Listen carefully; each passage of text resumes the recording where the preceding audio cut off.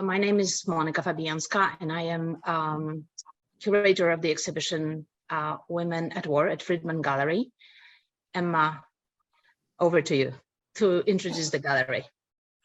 Thank you, Monika. Hi, everyone. My name is Emma Kakhidze, and I'm an associate director here at Fridman Gallery in New York, where we are currently showing the exhibition Women at War, curated by the inimitable Monika Fabijanska, and including works by our two artists here with us today, Zhanna and Alevtina. Fridman Gallery was founded in 2013 and currently has two locations in New York City and in Beacon, New York, upstate. The gallery represents a roster of contemporary artists working across all disciplines, from paintings to sculpture to video and sound art. We also host multimedia performances, publish art books, and release vinyl records. And we also host an international artist residency at our Beacon location and have an annual writer curator in residence. And Monika, I will also introduce you. Monika Fabijanska, the curator of Women at War, is a New York-based independent art historian and curator who specializes in women's and feminist art. In 2021, she curated the critically acclaimed Betsy Damon Passages, Rites, and Rituals, mentioned among the New York Times Best Shows of 2021. Her Ecofeminisms exhibition in 2020 was reviewed in Art in America, the New York Times, the Brooklyn Rail, Hyperallergic, and among other publications. And her groundbreaking The Unheroic Act, Representations of Rape in Contemporary Women's Art in the US, was ranked the best NYC art show in 2018 by Hyperallergic. She is a member of the College Art Association's Committee in Women in Arts, and you can look at her work and more of her writing in more detail at her website, monikafabijanska.com. Monika? Thank you. Thank you so much, Emma. Thank you to the gallery for having the idea to do this exhibition. It was not mine, and we collaborate on this project with the Washington Gallery in Kiev, which is very important to mention here. Let me share the screen to show how the exhibition looks like to those of you who cannot or have not seen it yet. And I will say a few words of introduction to the exhibition itself, and we will jump right into introduction of both artists who are with us today. So Women at War introduces some of the leading artists working in Ukraine. These are not artists working in diaspora. Most of them have been displaced, but not all of them since March. But they have been working in Ukraine at least until the last days of February of this year. The exhibition provides context for the current war, and roughly half of the works were created after February 24th full-scale invasion of Russia on Ukrainian territory, while others date from the years following the annexation of Crimea and the creation of the self-proclaimed separatist People's Republics in Donbass in 2014. So it covers 80 years of war, and it's many, in many ways in which war is present.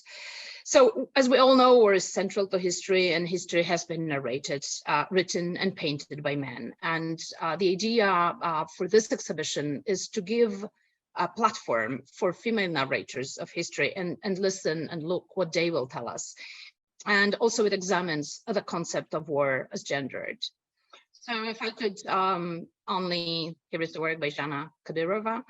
If I could speak to this a little bit more, we focus on feminist historiography, and therefore you will see works in the exhibition that cover particularly the fate of women during the war, like, for example, being a mother, or being a refugee with a small child, or rapes as weapon of war. But several works in the show don't really focus on women and their fate. They only have women's eyes behind them. And what is very interesting is that almost all focus on the disadvantaged, the people who are left behind, and people who live during the war, rather than the killing and the shooting and the soldiers and the heroism. So it's a very, very different narration that we observe. Many artists in the exhibition struggle with the notion of victimhood and pose the question in what way women have agency during war. And therefore, many of them are politically engaged, and we will speak a lot about this today. Therefore, through all of this, exhibition, of course, provides also an insight into Eastern European feminism, which is quite different from the West. So I'm very happy that people have a pretext, a very sad pretext, but still to discover and discuss those differences. I will give you a little bit of a historical background and we jump into the introductions. So what I wrote in the essay, an independent Ukraine torn between its colonial past, the unimaginable wounds of the 20th century, Holodomor, which was a forced famine in 1930s, two world wars, and the Holocaust, the aspirations of belonging to the West, and the actuality of endemic crisis became obsessed with history. Art of the 2010s was largely focused on the discussion of whether national identity should draw directly upon the short period of pre-Soviet independence or include the legacy of the Ukrainian Soviet Republic. The young generation of artists turned their attention to historiography, how history is written, who writes it, who and what remains invisible. Soviet painting, especially the interpretations of World War II, came into focus for many. Others organized around the critique of the communization, the destruction of Soviet monuments and mosaics in Donbass and elsewhere, spearheaded by the post-Maidan government, and turned toward the blanked out pages of history. So there are quite many layers that we try to cover in this small exhibition. And we are very happy that, that the reviews read deeper into this.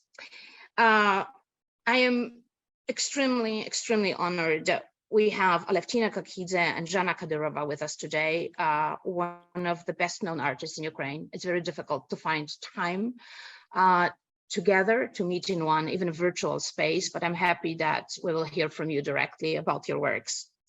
So Alevtina Kakhidze, who was born in Zhanivka in Kyiv Oblast,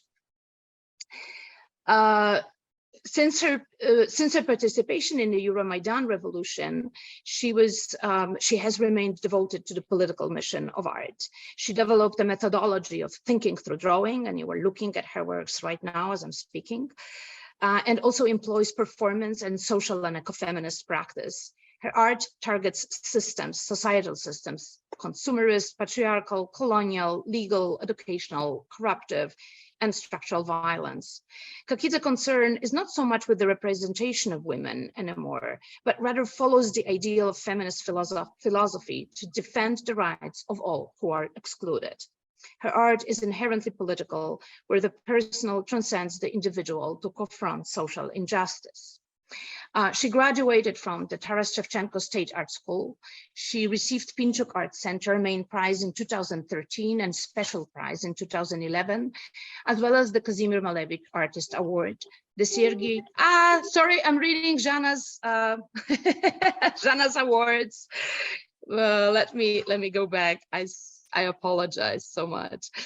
So back to Alevtina. Alevtina graduated from the National Academy of Fine Arts in Kyiv in 2004, and also from Jan van Eyck Academy in Maastricht in Netherlands in 2006, and was awarded the Kazimir Malevich Artist Award in 2008. She presented her works, performances, and lectures at Manifesta 14 right now in this year, as well as at the United Nations Women Conference in 2020, Pinchuk Art Center in Kyiv in 2019, Whitechapel Gallery in London, Manifesta 10 in 2014, the State Hermitage Museum in St. Petersburg, 7th Berlin Biennial, and the New Theater in the New Great World, Warsaw in 2010. Her solo exhibitions include RAM 24 in Aarhus, Denmark, Beaux-Arts Brussels, Pinchuk Art Center, Futura Center for Contemporary Art in Prague, and the Jaspis Stockholm. Her works were featured in group shows at the M17 Contemporary Art Center in Kyiv, Elizabeth Jones Art Center in Portland, Oregon, Ludwig Museum in Budapest, Museum of Contemporary Art in Antwerp, Württembergischer Kunstverein in Stuttgart, Kunsthalle Trondheim in Norway, National Museum of Art in Kiev, and Moroccan Pavilion Project at the 54th Venice Biennial in 2012. Since 2009, Alevtina Kakhidze has lived and worked in Muzychi village near Kiev, and she remains to live there. And now, Zhanna, properly, I apologize once again.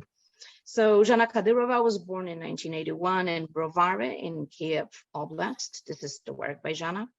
Created her installation Palenitsa, which I'm showing here in a village in Transcarpathian region of Western Ukraine, where she evacuated from Kiev this spring when it became the target of Russian rocket attacks. She works in sculpture, installation, and public art, and is a member of REP collective, which stands for Revolutionary Experimental Space. Her practice focuses on the context, size, and space, and often, but not always, references Soviet building materials, aesthetics, and symbols that shaped Ukrainian public space. She graduated from the Taras Shevchenko State Art School. She received Pinchuk Art Center Main Prize in 2013 and Special Prize in 2011, as well as the Kazimir Malevich Artist Award, the Sergei Kurokhin Contemporary Art Award for Public Art, and the Grand Prix of the Kiev Sculpture Project. Kadyrova's works were featured in the 58th Venice Biennial International Art Exhibition curated by Ralph Rugov in 2019, and twice in the Ukrainian Pavilion at the Venice Biennial in 2015 and 13. Her works were shown at the M17 Contemporary Art Center in Kiev, the Shanghai International Sculpture Project, Kunsthalle Mühlhaus in France, the Ludwig Museum in Budapest, Centre Pompidou, Paris, Palais de Tokyo, also in Paris, Bureau for Cultural Translations in Leipzig, Germany, the Kunstraum Innsbruck in Austria, Museum of Modern Art in Warsaw, the National Art Museum of Ukraine, Zahenta National Art Gallery in Warsaw, the Apple in Amsterdam, and several times at the Pinchuk Art Center in Kiev, where her first major retrospective will be held in 2023. She lived and worked in Kiev since March 2022. She has been displaced to rural Western Ukraine. Thank you. So let's get back to you. I'm just trying to stop sharing my screen. Okay, it went down, right? Yes. Who would like to start to discuss their work in the exhibition? Why don't we start from Alevtina? Talk about Strawberry Andreevna to us. Hello. Hello, all who are listening us. My work is about my mom. When I started this work in 2014, in April, when actually Russian-Ukrainian war started. Maybe it's new for you, but it's like this. At that time, I didn't know that my mom would become really very known person or personality or hero of this novel, which called Strawberry Andreevna. It's not her name. I invented this name. From the first days when, in that time, we didn't know that it's the war. It just was something strange. This was the beginning of hybrid war. Later, we started to call it. But when my mom started to tell me the first news, even the journalist in Ukraine didn't write such a precise news, something like, oh, checkpoints appeared, some arms have appeared, or something like this. I immediately started to write about everything what she told me on Facebook, in social media. And I immediately, I don't know how I was so smart, I decided to write about her with invented name for security reason. So I gave her this name, Strawberry Andreevna. This name doesn't exist, but anyway, it's now like about a woman who appeared in the war, who phoned to her daughter Alia, it's me, and told or reported what was happening around her actually during 5 years. So this is really a long story, what was happening. And if I just share my screen, we can see how the work actually looks like out of the Facebook page. Still, it was very based on text and images and some kind of timeline.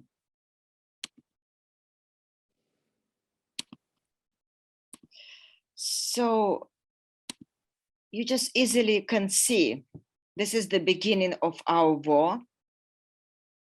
At the left, you can see a woman who is actually traveling from her garden through the checkpoint, and armed people are around, and a flag is appeared. This is actually the flag of so-called Donetsk People Republic, and she's just phoning to me. So, or for instance, another image that she's again in her garden, and this is a part of her story. And I would say that this 5 years I was describing in this manner when I use image and drawing is so much about the war of Ukraine and Russian-Ukrainian war from the perspective of an old lady who never was a proactive person or person who was somehow related to politics, but appeared inside of the political reality. And I would say that her political opinions, it's not really so big issue in this novel. It was so much about how the things were around her. There was electricity, the gas, water supply, or how her neighbors were talking. And the city which was mentioned, it's called Zhanivka. It's like 56 kilometers from Donetsk. It was interesting city in, let's say, in perspective of this war, because it was taken by this pro-Russian armed people, but then Ukrainian army went to this place and, let's say, liberated this, but couldn't be there more than 1 month and left. And actually, the image over here, was the time when there was this fight between Ukrainian army, in that time we called National Guard, and the pro-Russian armed separatist. So, and you could see easily that my mom, she's in a cellar and some person is killed on the street. So this kind of things she was told me, and I was actually reporting. And last image, which is at the right, it's actually end of this graphic novel. My mom just died on the checkpoint. Yes. And actually, when I was describing everything what's going on around my mom, when actually I wrote this 3-week news, some people thought that I invented the end for my graphic novel. It was not true, some people thought. Of course, I could have a right to do as an after with my hero. Yeah, but it was the truth. And all this story also partly about one thing, why my mom was over there, why she didn't leave the occupied territory, why she was suffering so much. When I'm saying suffering, so at the left, you could see the image where the people from both sides, it's basically contact line. This is new border which appeared between controlled territory by Ukraine and non-controlled territory by Ukraine, or let's say occupied territory. So, and actually this is not just a line, it's like many, many checkpoints. And in order to cross this line, it took people 11 hours to cross. And basically why my mom crossed this line, first of all, to meet me, and secondly, for her pension. And later it would be this kind of term like tourism of retired people, or I would say in Ukrainian, pensiony tourism. So, and actually she died in this line when she was going to collect her pension in the territory of controlled by Ukraine. And the answer why she was suffering basically was only one, that she had all her life over there and she made the choice for her organized life. And also she was answering me, I didn't make something bad. Why I have to run away? This was her answer.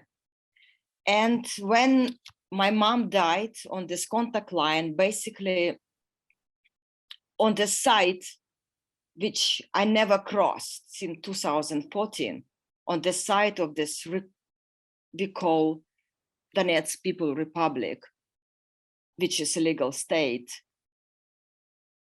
I received a phone call from a person who was walking over there. She asked me to take her body. I didn't go there. International institution brought me her body, and I have to think about a grave for her. And next image is actually the grave, which is situated in the village where I'm living in the moment. And this grave is actually an answer why she was staying in such a unfriendly situation in the illegal state where your own country or your own state cannot care about. No medical care, no social care like pension or something like this. So basically you could see that I carry, let's say, her own house, which kept her at home, which kept her to be there, to be not with me, to be in the reality which was not like normal reality, to be in war or something like this. So you could see the like house, you can see the doors, right? For instance, here was my bedroom with my brother, and here was her bedroom, and here was living room, and here the stairs. So this is actually end of the story, which could be a graphic novel, how people were living from 2014 until 2019 in this situation. It was a lot for anthropologists, it's a lot for historians, it's a lot for even politicians, because I described everything about what people talked, how their attitude was to this new power, which we called Donetsk People Republic power, or what people thought about Ukraine, how they approached to this new reality, and all these narratives around her, and how also she survived. And all the images when she's in the garden, it was so much about my mom. She, I would say, appeared to be so brave woman and very wisdom and with humor, by the way. And when she was carrying all her fruits and vegetables from her garden was a bit far from the city, she always was saying, I don't need their pension, I have my own stuff. So she was kind of a survivor and trying to be independent. And also one moment, if I'm not too long, I will tell that actually I noticed that when she was in her garden with nature, she felt herself as really somebody who controlled reality. All plants were really kind of her friends, and she could moderate them, she could curate them and run them over. And if this text would be translated into English, it would be very clear for you that a lot of conversation between me and her, it's so much about what kind of weather today, what she has in her garden. And time to time, we are talking about the political reality, which is also, again, how my mom was absolutely smart. So, for instance, once I asked her, do you hear shelling? She said, I do hear. And I said, from which sides they are?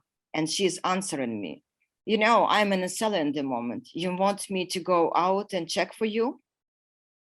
And then the question is, when she told me this, I understood that many researchers, many journalists who rely on people who can victim them something about what is happening, and they are civilians, they don't know. Because this type of war we do have between Russia and Ukraine is with such a hard arms, you can't be a witness. You just have to hide yourself in a cellar or bomb shelter in order to be alive. So this is my short introduction of the work which is shown in Fridman Gallery. Thank you so much for this opportunity to speak from another part of planet. Thank you, Alevtina, so much.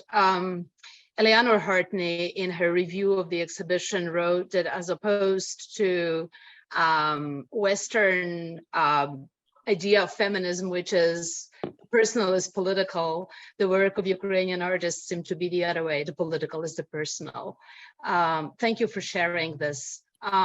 Can you unshare your screen? You're actually doing better than me because I learned in the meantime that I didn't share my screen. Everybody does something wrong each Zoom, but I will show you later on how the works look in the installation. We will focus on you first. Zhanna, I would like to tell everyone that Zhanna will prefer to speak in Ukrainian, which I am personally very happy and very grateful for, because this way you will all have an opportunity to listen to the melody of Ukrainian language. And we have Ali Kinsella, who agreed to translate Zhanna for us. So please allow for the time and for the words in both languages, but I hope you will all appreciate the Ukrainian. Zhanna, tell us about your work in the show. Всім вітання, дякую за запрошення. І хочу розповісти про проєкт «Паляниця», який показаний в Fridman Gallery, і який виник, ну от перше, що виникло після початку війни, і після того, як я полишила свій дім в Києві. Thank you all very much. Thank you for the invitation. I'd like to tell you about the work called Palionnitsa, which has emerged with the start of the war, the second stage of the war, and after I left my home in Kyiv for a small town in Western Ukraine. Тобто я вимушено виїхала зі своєю родиною з Києва, батьків переправила за кордон, а сама зі своїм чоловіком і художнім партнером залишилась в маленькому селі на заході України, неподалік від кордону з Угорщиною. І там ми... I was forced to leave Kyiv with my family. I sent my parents abroad, and my husband and creative partner have remained in a small village not far from the Hungarian border. Ми давно вже працюємо разом з Денисом Рубаном, і коли ми знайшли будинок, в який заселилися, ми почали його використовувати не тільки як місце для життя, але і як виставковий простір. Тобто, коли перший шок трошки від війни, від цього всього минувся, тобто ми спробували налагодити якусь звичайну для нас спосіб життя, тобто робити виставки, але зовсім в іншому контексті, який абсолютно непридатний і не звикший до такого. Тобто ми зробили першу виставку сучасного мистецтва в селі Березово Закарпатської області. Okay, so my husband's name is Denis Ruban, and we have been creative partners for a very long time. When we found this home in this village that we could settle in, we decided that it wouldn't only be a place to live, but also an exhibition space. And we have definitely created the first ever exhibition of contemporary art in the village of Berezeva. And I might have missed something, it was long. І, тобто, ця виставка була показана, от ви зараз бачите фотографію експозиції з сільській хаті. Ця виставка була показана 24 березня. Тобто до цього моменту ми пережили дуже багато різних емоційних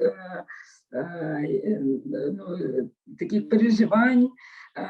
І вони спочатку було якесь розчарування в мистецтві, потім воно трошки минулося, коли я була спокійна за своїх близьких і була потреба щось робити. І от саме цей проєкт, він орієнтований на те, що ці хліби, зроблені з річкового каменю, вони продаються, і 100% гроші, які ми заробляємо з цих об'єктів, ми передаємо на підтримку моїх друзів, які зараз хтось у армії, хтось в територіальній обороні, хтось волонтери.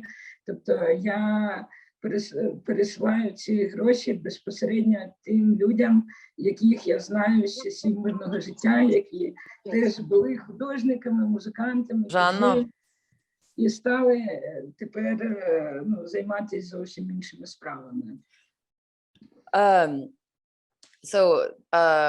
There was a lot of emotions and a lot of shock initially after the war began, and these pictures that you see here, these were from an exhibition that we held on March 24th, which was 1 month after the beginning of the war, and it was when I was first able to sort of return to art because I was convinced that my loved ones were in a safer place, and initially I was a bit disappointed in art itself, but eventually I was able to return to it.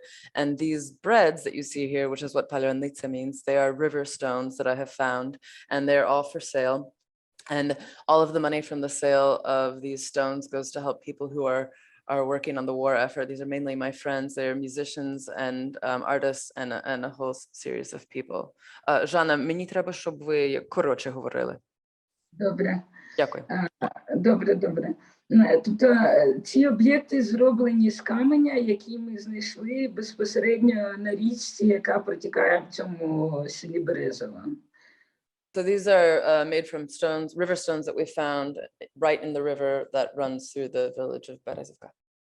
Ми облаштували майстерню в цьому ж будинку і різали цей камінь примітивним інструментом, який купили в найближчому будівельному супермаркеті, бо все залишилось на той момент в Києві, і ми не мали ніяких складних технічних зручностей, які ми маємо зазвичай в моїй студії. We set up a little workshop in our home, and we cut these stones with very primitive materials that we were able to buy at the closest hardware store, because everything that we would normally use, all of the more contemporary, complicated instruments, we had to leave at home in Kyiv. Ну, і також важливо сказати, що в той момент слово «паляниця» воно було настільки символічним і настільки значимим для українців, бо це слово не могли правильно вимовити окупанти. Тобто це було таке слово-пароль, завдяки якому було визначено багато розвідників російських. І тому я його взяла як назву. Взагалі паляниця означає хліб. It's also important to point out that this particular word, palyonnytsa, is it's a word that the occupier cannot pronounce, and so it's used as sort of a password or a way to determine who is local and who is not. And that was important. This is why I chose this word as the name for the project, but it mostly just means bread. It's a type of bread, a round loaf. Ну, і також протягом цього періоду, який я знаходилась в Березово, ми зробили ще 2 виставки. Друга виставка була Можна далі. Друга виставка була вже з залученням місцевих людей. Це були дівчатка з сім'ї, ну, тобто діти і бабушка, якій було 90 років. Тобто це була така збірна виставка про повітряну тривогу. Next image, please. Ну, це гості приходять. Ali, we don't hear you.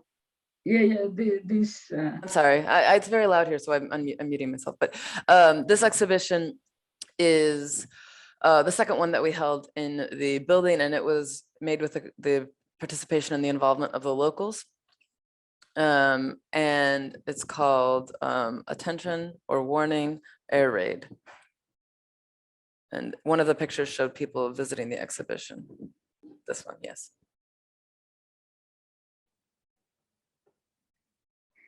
Ну, тобто тут виставка включала і дитячі праці, і старших людей, і також мої начерки. Я почала серію графіки.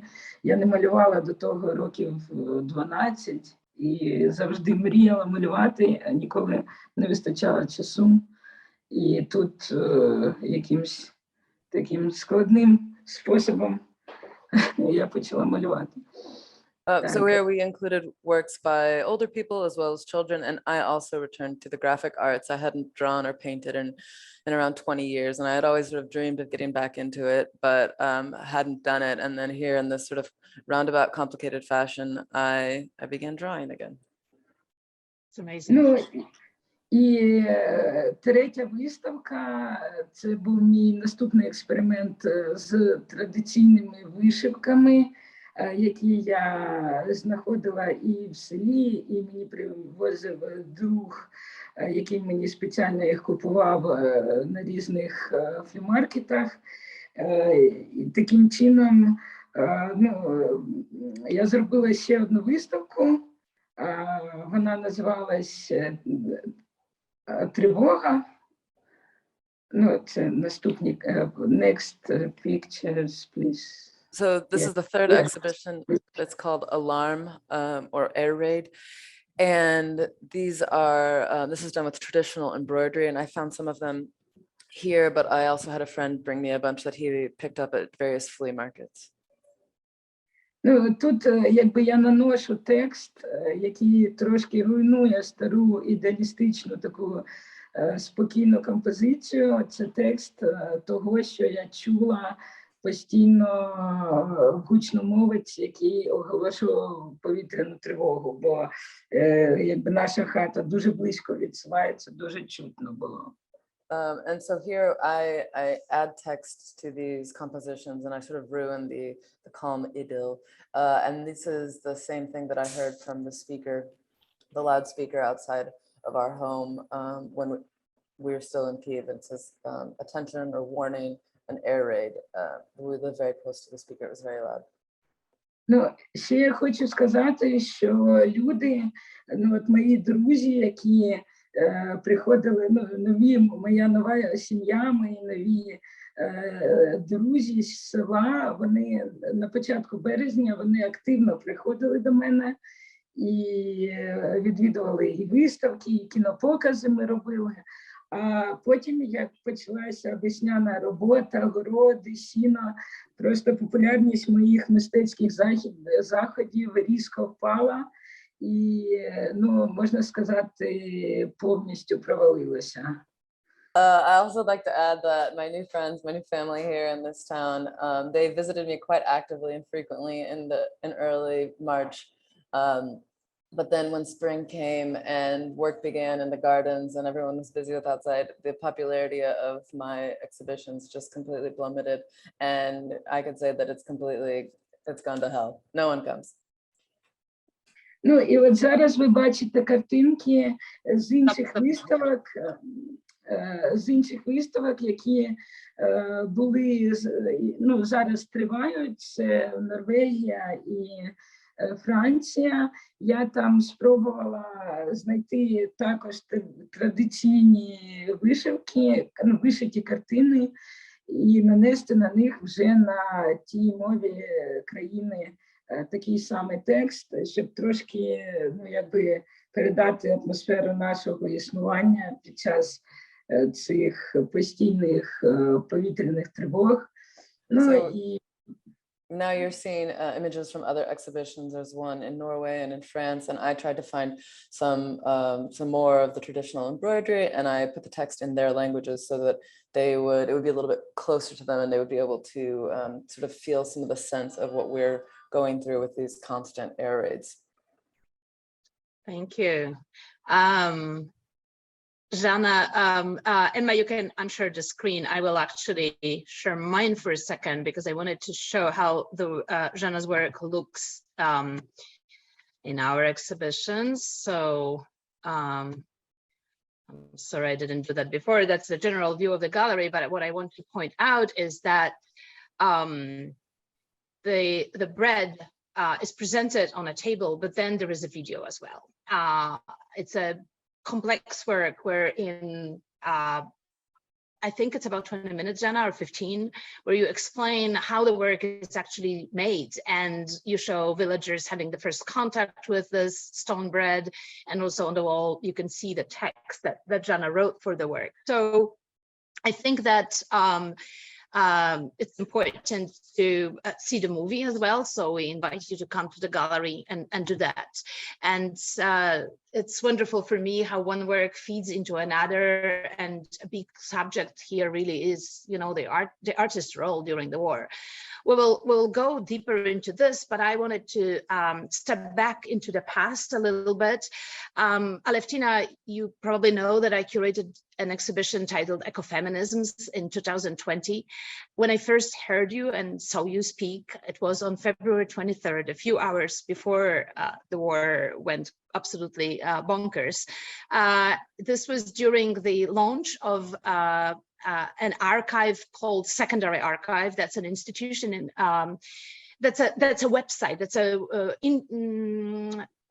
virtual portal devoted to Eastern European female artists, and they just launched Belarusian and Ukrainian parts on the day before Russians started the full land invasion.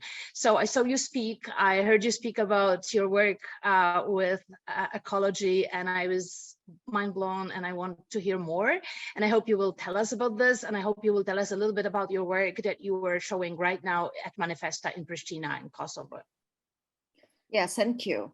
It was really so significant. I will never forget. Yes, we did this presentation of the secondary archive just evening before the bombing started. And I was actually got up by my dog. His name is Bukovsky. Yes, he got us up, and at 5:20 something from the stairs of my house, we could see the fire. We could see Hostomel.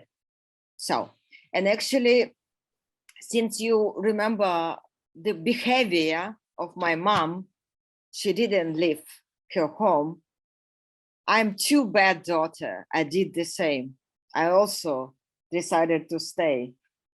I was too naive. I would just have to compare two types of wars. So my mom had hard time in Zhdanivka in 2014, but what happened in 2022, it's really like for whole country was bombing, terror. Anyway, so everything what my mom told me about how to organize the cellar, it was rehearsal. I could remember everything. Yes, so I was prepared. Anyway, so, and it's interesting when in 2014 until 2022, it always was the term hybrid war or undeclared war or strange war. Sometimes even some media manipulated by information and even said the civil war, which is absolutely not true. But when we got this, as you said, whole land invasion, I couldn't stop thinking about invasive plants, because for me, invasions was so much related to plant world, not to the human civilization. And interesting that when I was sitting in a cellar, so I spent like almost 40 days in a cellar from 2024 of February 2022 until Kyiv region was liberated in beginning of April. So, and was in the cellar and all the time was thinking, this is such an interesting parallel invasion, invasive plants, invasive nations or something like this. And then when I got invitation to present my work at Pristina in Kosovo, I immediately decided to present this parallel. What is the differences and what is the similarity? And of course, it's so much about ecofeminism or eco, because I allow myself to behave like a botanist teacher. Invasivity is so bad for all of us. It's not a good thing. It's really destroyed eco systems, and it's really not even for us something we have not to actually notice. So I also just show you my screen before I will present my idea. So, and in the movie which I decided to film for Pristina, it was so much about to use technology. I decided to use this 360 camera, which is for me kind of so much about Ukraine. What I mean, you know, this 360 camera when you can turn. So in Ukraine, it's like you can turn over here, ruin. You turn 20 angle, and then it's kind of people can play. And then just turn more, it would be something else. This is what about Ukraine. And I decided to do this type of movie. And then when I was sitting in a cellar, my village was kind of a lucky one because Russian tanks stopped 5 kilometers before. Yeah. But like 17 minutes from me, my friend who was in Irpin, artist Anatoly Stepanenko, he was suffering so much. Irpin was occupied and he doesn't have windows in the moment. He survived. But I always was thinking about him. And of course, I phoned him each day, 40 days I phoned him. So, and then I found out him. And I always thought that I would visit him. And I always think that it would be nice dress, not something ordinary. And in the movie, actually, I decided to come somehow to him in nice dress. So this is me in a nice dress. So the movie is about me visiting him through the ruins. And then parallel, I showing invasive plants. This is actually the invasive plant we call it борщівник. Можете допомогти? So this plant occupy the bank of our lake in my village, and I'm talking about this. And there is another plant you do know so well. It's milkweed. You know this is also known as hogweed or cow parsnip. Thank you, thank you. And this one is milkweed, which you know so well. It is actually not invasive in the US. It's local plant. It's a hero. You all would protect this plant. An eco-activist in the Kansas state never would allow me to behave like this, like I did in Ukraine. So since this plant, milkweed, was taken from the US and brought to Ukraine because people wanted to produce latex, and then it didn't work out, it became invasive plant, which actually basically occupy our territories and dominate local plants, and they disappear. Why? because this plant appeared in Ukraine without monarch butterflies. And the caterpillars who do consume the leaves and make this plant weaker made this plant so powerful in Ukraine. And nothing could really defend or protect local plants. And for me, it's such amazing parallel.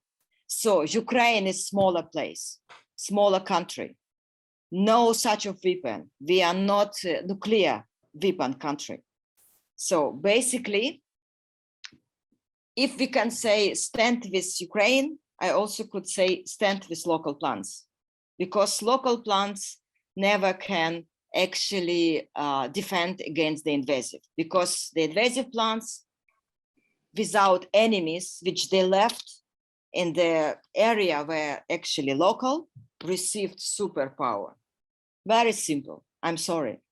So this movie is presented, and also there is herbariums, which is actually, you can see at the left side.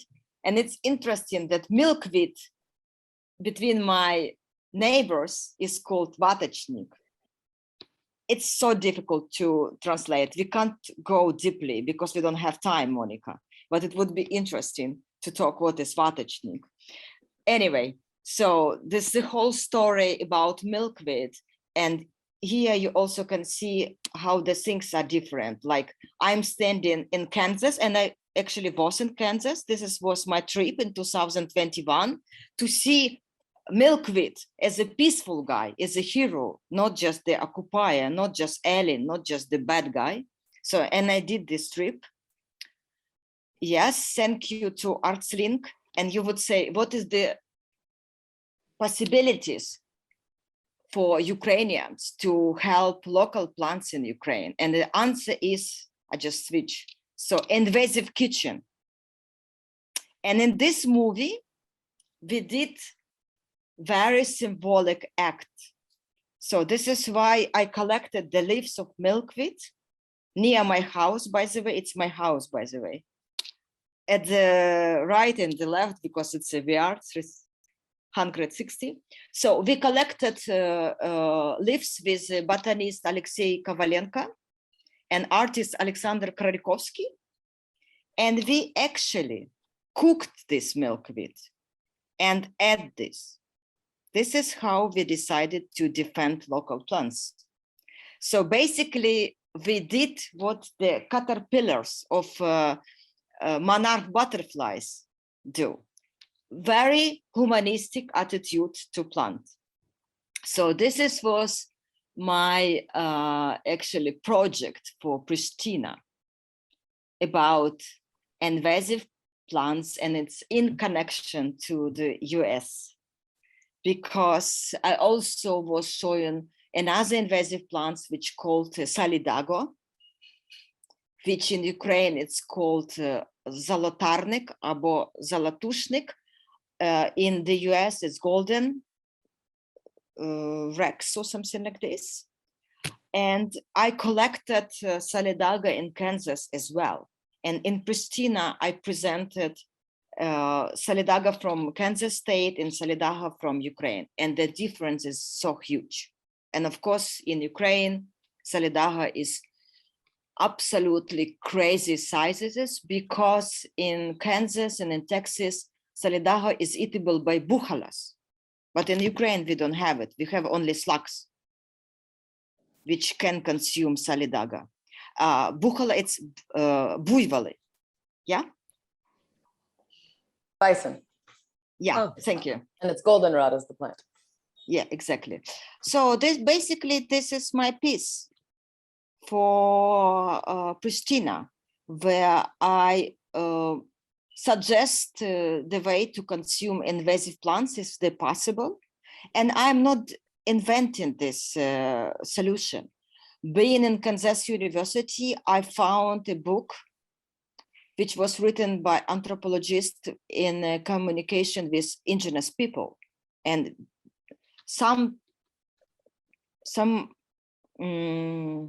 it was Cherokee, right? Cherokee. Yes, exactly. Cherokee Thank you. Nation, yes. So actually they consumed young sprouts of milkweed. So, and we actually used their recipe. And another issue I also put in my project, but it would be so complicated. Of course, it's not a conversation about my project for Manifesto 14. I also talked about grain. Yeah, because grain is also one more hero for this Russian-Ukrainian war, because grain is stolen by Russian. Grain is so important for many countries, and we found out that they are dependent on Ukraine. You agree? And I described very sad and old story that till 1937, there was agricultural hub in Ukraine with the leader Vavilov, and they were developing perennial wheat, a mnoгорічну пшеницю. Unfortunately, Vanilov was put in jail. Yeah, USSR was not really the country for innovation. So, and Ukraine couldn't develop this perennial wheat with Vavilov. But in the show, I'm showing actually real perennial wheat, which was produced in the private institution in Lasaina, Kansas state, which is called, Kansas. So I also promoted some amazing things from the US. So connections you built during one residency. Who would think you can find so much? Yeah, thank you to ArtsLink. Alevtina, what I really, about both of your works, the humor, we're talking about pretty terrible things, but humor, I think, is a way to survive. It's one of ways to survive hard times. And I really like when you say irony, the word irony in English has a little negative meaning. It's better to say wit or subversion, but in Eastern Europe, we always say irony. And that's exactly what we mean, that we use humor to subvert something horrible into something that we can live with. Zhanna, Alevtina, can you unshare your screen? Zhanna, I would also like to jump into the past with you. Your work, as everybody could see, even when you were speaking about Palyanica, how you discovered those stones in the rivers around you now in Transylvania, and how this local culture of villagers inspired you to work with their textile and embroidery traditions. You're always very, very sensitive to the environment in which you work, to the public space around you, and you respond to it both with your materials and with the content of your work. So I would like you to jump a little bit into your historical works and share with us some of them. Okay. Emma, if you could share the screen again for Zhanna.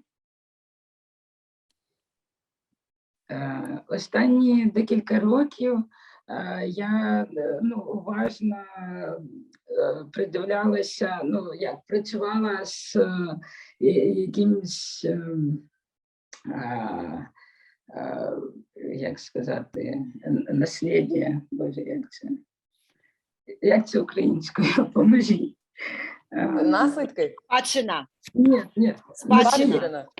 Да, не зовсім спадщина, але окей. Зі спадщиною, яка лишилася в міському просторі, і це стосується монументальних панно радянського періоду або монументів якихось. Тобто я спостерігала за тим, як змінюється зовнішній вигляд, як він трансформується порівняно з тим регламентованим чистим простором без реклами, і порівнюючи його з сучасним містом, яке перенаповнене якимись комерційними наративами.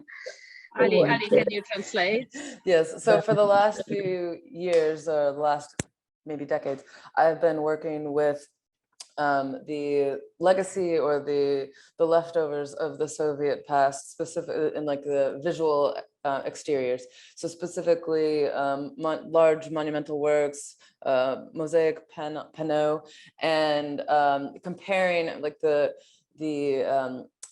clean sort of blank public space with the highly commercialized space full of advertisements that has arisen to replace it. Ну, і, наприклад, ця робота «Монументальна пропаганда», яку ви зараз бачите, це намагання створити стилістично подібне до радянського монументалізму, ну, просто українського радянського монументалізму. First image, please. I talk about first. Yes. І тільки я замінила героїв, взявши їх з рекламних щитів, які на той момент перебували в Києві, і там дорогі годинники, машини, айфони. Ну, це все як такі символи нашого часу. Це робота 2013 року. This is a work from 2013, and what I've tried to do is sort of substitute the Soviet monumentalism, a Ukrainian version of what was formerly the Soviet monumentalism. So it's done in the same style, but I have used, I don't know, personages, characters that I saw on the streets at the time in advertisements, trying to sell things like expensive watches and cars and perfume. Next, please. Next image, yeah.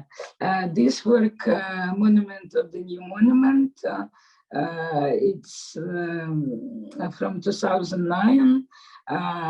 This work is permanent sculpture in a small city. Oh, sorry, I speak English. Okay. You speak very well. Маленького міста Шаргород.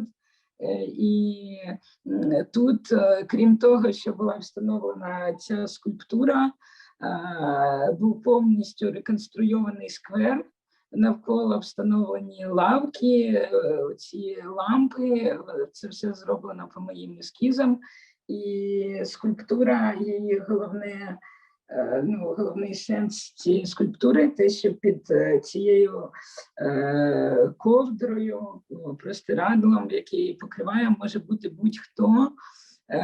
Це завжди актуальний герой для кожного, кожен може вигадати свого героя. І, тобто, цю скульптуру не потрібно буде декомунізувати або ще десь щось там. Тобто вона постійно актуальна, і це теж таке спостереження за публічним простором, де монументи змінюють один в історичному континуумі. This monument was built in a small town, and in addition to the construction of the actual monument, the whole square was redesigned with the benches and the lamps and the pavers. And the idea behind this sculpture, this monument, is that the sheet could be covering absolutely anyone. So this is a monument that will never have to be decommunized or de-anything, because it suits any historical period. And it's also a commentary on the fact that our monuments are always getting shuffled through. Важливо сказати, що в нашій країні після 2014 року з'явилися закони декомунізації, які абсолютно сліпі до творів монументального мистецтва, які не мають пропагандичного забарвлення, вони просто знищувалися би, я не знаю, з ціллю або комерціалізації, або просто тому, що хтось хотів зробити якусь показушну діяльність провести. Тобто і для нас, для художників, для художньої спільноти і мистецтвознавців це величезна проблема, бо насправді над цими творами працювали наші, тобто українські митці, і це теж частина нашої історії, нашого нашої школи монументальної. І це цінні твори, які зникають безслідно. І, на жаль, з цією другою хвилею війни у нас величезна кількість втрат монументальних унікальних творів. І це величезна проблема. I should also point out that in 2013, a law was passed about decommunization of monuments and public art, and it sort of blindly is applied to everything. And artists, our community of artists, see this as a huge problem because it's just destroying all works of monumental art. Maybe just for like some commercial purposes or to like make it look like something is being done, but these works were, even though they were Soviet, they were made by Ukrainian artists, and so it is a part of our like cultural legacy, and they're being destroyed without a trace, and we're losing this part of our history, and it's very tragic. Так, ще можу показати, ось стара робота, називається «Яблуко». Це теж про зовнішній вигляд міста. Це такий совокупний портрет міста, яке втратило свою цілісність, тому що його якби гризе комерція. Тобто в цій скульптурі я використала шматки, це руде всередині яблука, воно складене зі шматків зруйнованих будинків. Це робота 10-го року, тоді ще я працювала з Росією.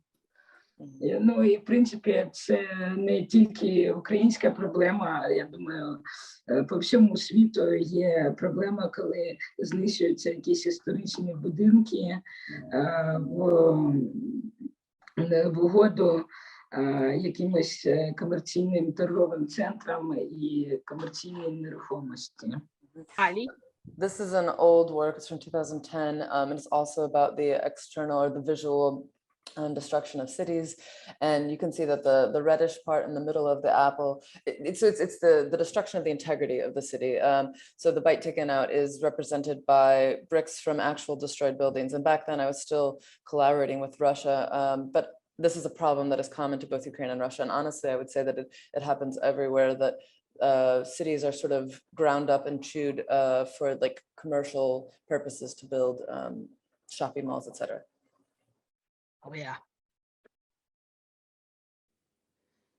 Next. І робота second-hand – це використання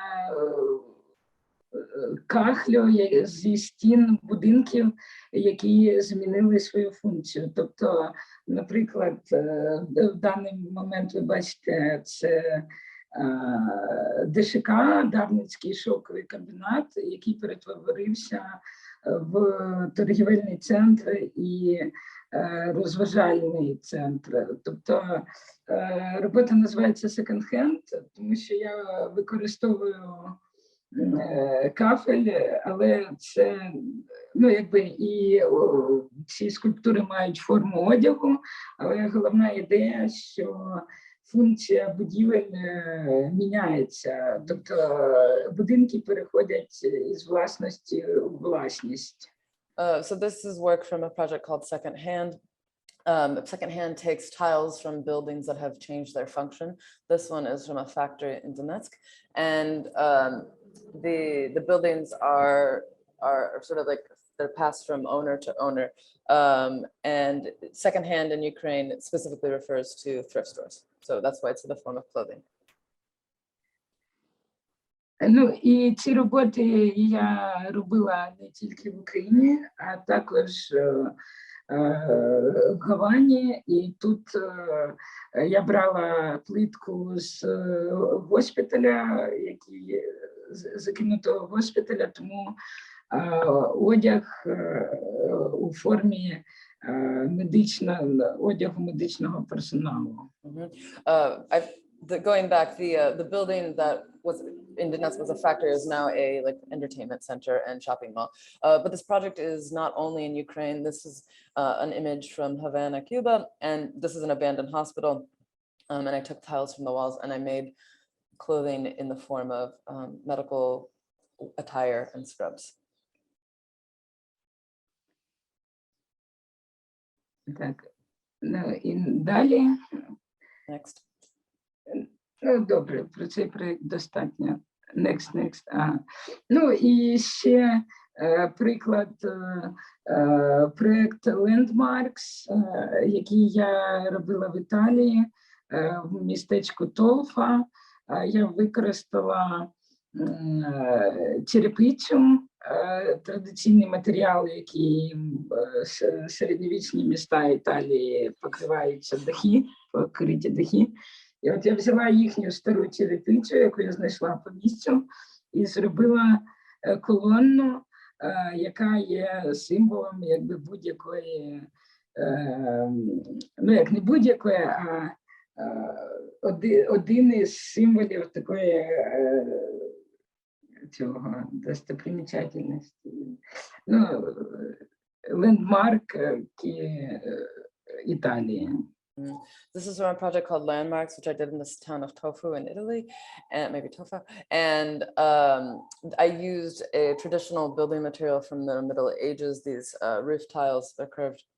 And so this is sort of an ironization, a subversion of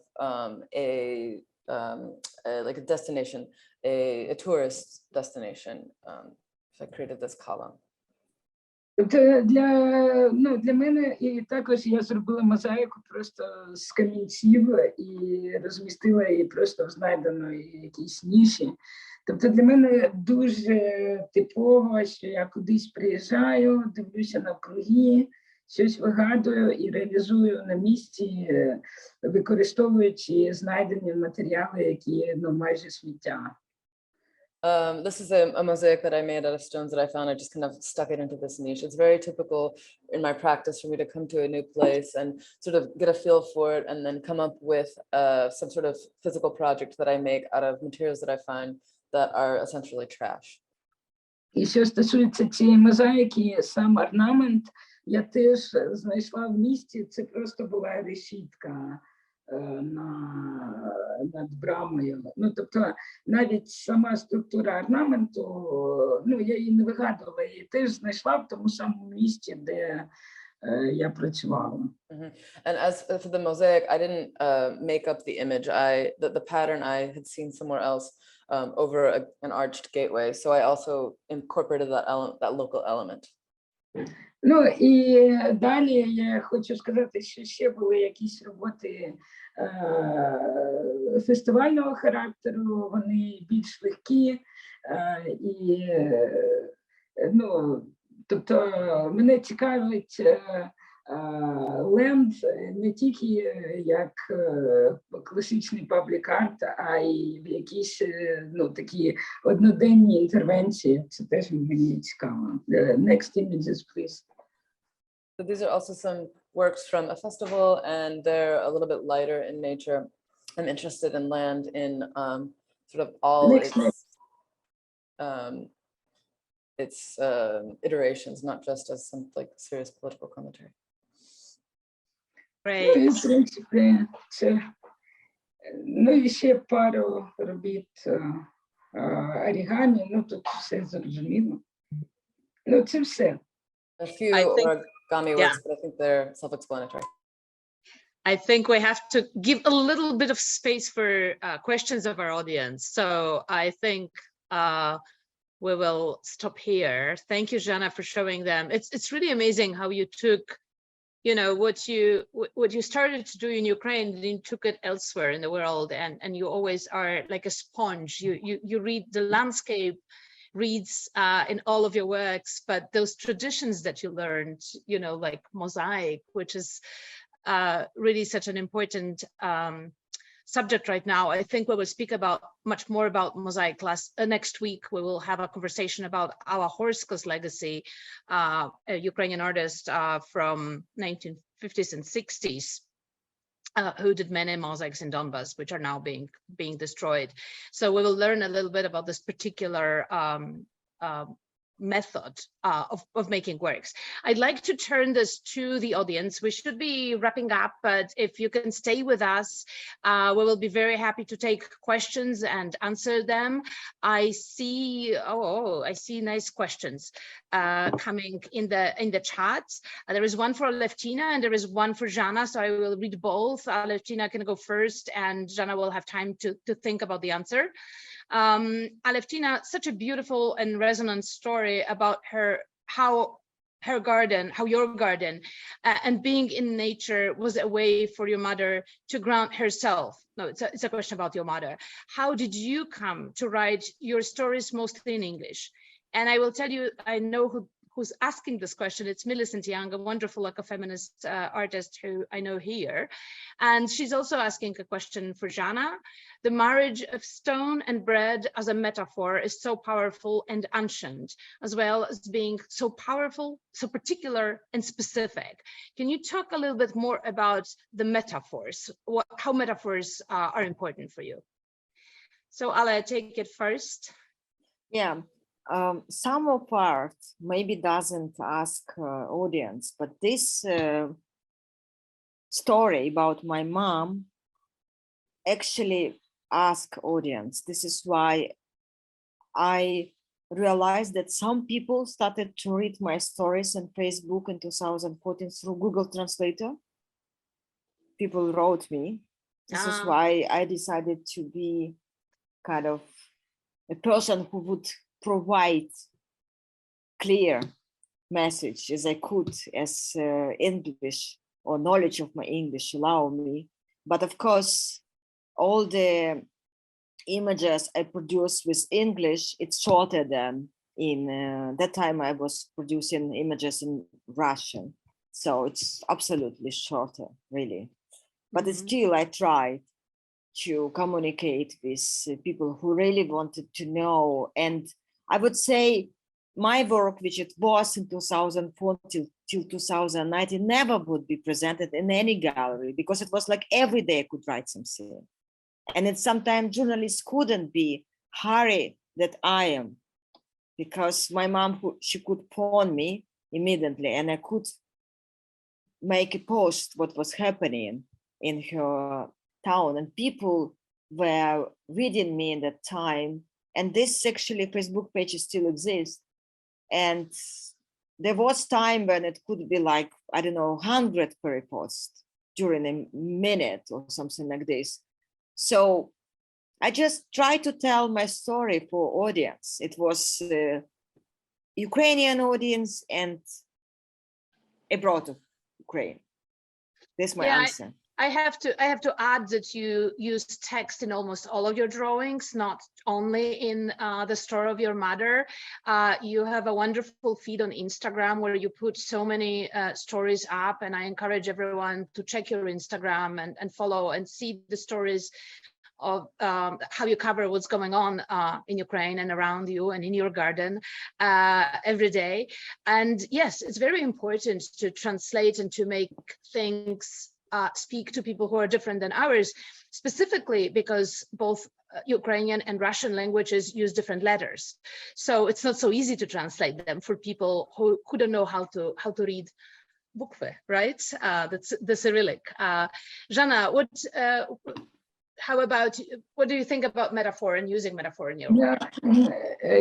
Почнемо з того, що ця робота виникла десь приблизно на другий тиждень війни, коли був стрес і взагалі мозок функціонував абсолютно в іншому, ніж звичайний, в зовсім іншому стані був. І я не можу, тоді я не думала ні про які метафори. Translation. I would like to say that this work appeared, I did this work about the week 2 of the war, and my brain was in a completely different place and it wasn't working the same way, and I wasn't thinking about metaphors.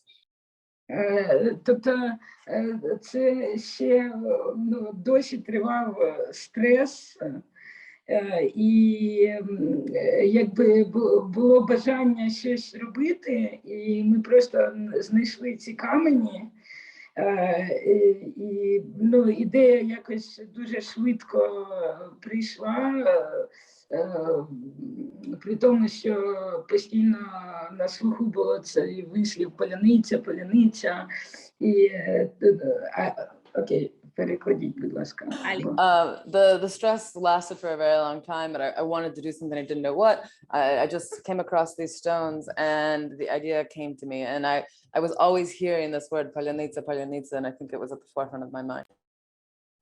Що стосується того, потім, коли вже з'явилася якась дистанція між роботою і, ну, можливо, мій стан став більш стабільний, то почали з'являтися дуже багато слоїв різних сенсів.